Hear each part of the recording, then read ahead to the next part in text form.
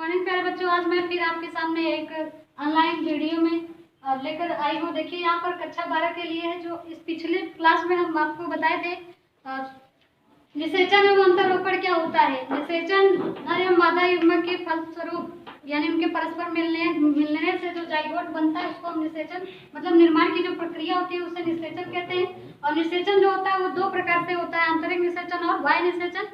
ये सारा चीज पढ़ चुके थे। फिर उसके बाद था अंतरोपण क्या होता है। आपने देखा था पूरा चित्र के माध्यम से पहले क्या होता है, फिर 4 से 8, 8 से 16, 32 से ये सारी कोशिकाएं बनती है। फिर वो ये सब होने के बाद ये सब प्रक्रिया कहाँ होती है, अंडवाहिनी में होती है।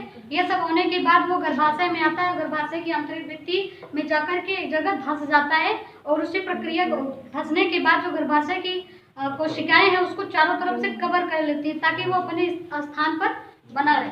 उसके बाद क्या होता है, फिर वही यहाँ तक पढ़ चुके थे। उस प्रक्रिया को हम क्या कहते हैं, अंतरोपण क्या कहते हैं, इम्प्लांटेशन कहते हैं। यहाँ तक हो गया था।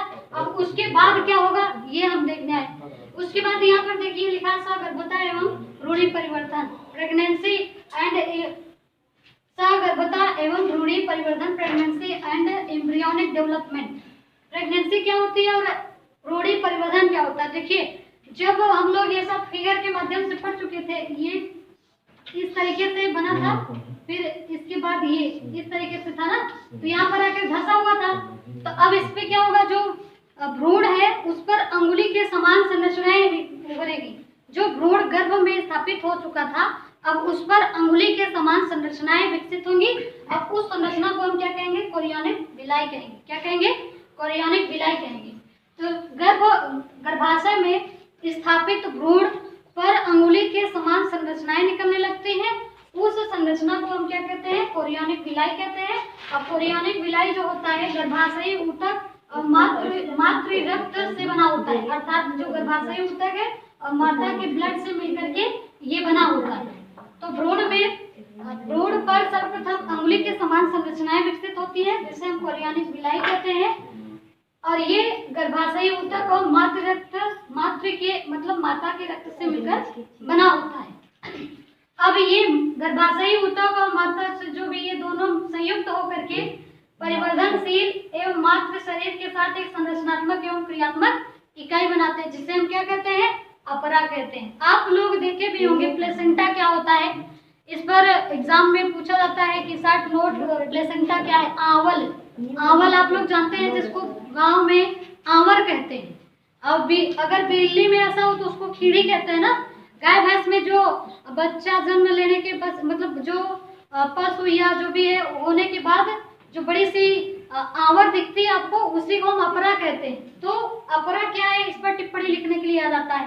तो एक बार फिर से देखते हैं। देखिए जब भ्रूण में जो एम्ब्रियो मतलब गर्भाशय में जो एम्ब्रियो स्थापित होने के बाद उस पर सर्वप्रथम अंगुली के समान संरचनाएं विकसित मतलब दिखाई देने लगती है या विकसित होने लगती है, उसी को हम कोरियोनिक विलाई कहते हैं। कोरियोनिक विलाई गर्भाशयी ऊतक अर्थात जो गर्भाशय है उस ऊतक गर्भाशय से जो ऊतक बना होता है वो माता रक्त से मिलकर के एक संरचना बनाता है जिसको हम ये क्या कहते हैं, कोरियोनिक विलाई। कोरियोनिक विलाई किससे मिलकर बना है, गर्भाशयी ऊतक और माता के रक्त से मिलकर बना है। अब ये दोनों संयुक्त होकर के आगे परिवर्धनशील और मातृ शरीर के साथ एक संरचनात्मक एवं क्रियात्मक इकाई बनाते हैं जिसे हम क्या कहते हैं, अपरा कहते हैं। अपरा क्या होता है, जिसको हम इंग्लिश में प्लेसेंटा कहते हैं। आप गांव में देखे होंगे जिसको आंवर बोला जाता है। क्या बोला जाता है, आवल। जो गाय भैंस बच्चे देने के बाद जो मटेरियल होता है जो भी होता है वो जिसमें वो बच्चा पूरी तरीके से सेफ होता है गर्भ में, वो जो बाहर निकलता है उसी को हम आवल कहते हैं, प्लेसेंटा। तो ये क्या होता है, पूछा जाता है अपरा या प्लेसेंटा किसे कहते हैं। तो देखिए अपरा या प्लेसेंटा या आवल जो है भ्रूणी पदार्थ होता है जो नाभि रज्जु से जुड़ा होता है। जो वो भ्रूण में अपरा होता है वो माता शरीर के नाभि रज्जु से और बच्चे के नाभि से जुड़ा होता है, जिसके माध्यम से जो बच्चा है यानी गर्भ है उसके अंदर CO2 प्रवेश करता है और कार्बन डाइऑक्साइड क्या होता है, बाहर निकलता है। तो अपरा का अगर कार्य पूछे तो अपरा जो है भ्रूण को ऑक्सीजन और पोषक पदार्थ की आपूर्ति कराता है और तथा हानिकारक पदार्थ होगा कार्बन डाइऑक्साइड गैस को बाहर निकालता है। तो जब गर्भ में शिशु होता है तो उसको भोजन कैसे मिलता है, वो थोड़ी ना खाना खाता होगा। जो माता शरीर से उसको भोजन मिलता है जो माता का शरीर होता है, गर्भाशय जो होता है वो शिशु के नाभि से जुड़ा होता है। उसी से होकर वो शिशु तक क्या जाता है, भोजन जो भी पोषक पदार्थ है वो जाता है और ऑक्सीजन जाता है, और उसी से होकर के कार्बन डाइऑक्साइड बाहर निकलता है और निकल करके कहाँ जाता है, माता शरीर के रक्त में छोड़ दिया जाता है। तो अपरा क्या है, अपरा एक भ्रूणीय पदार्थ होता है जो नाभिरज्जु से जुड़ा हुआ होता है।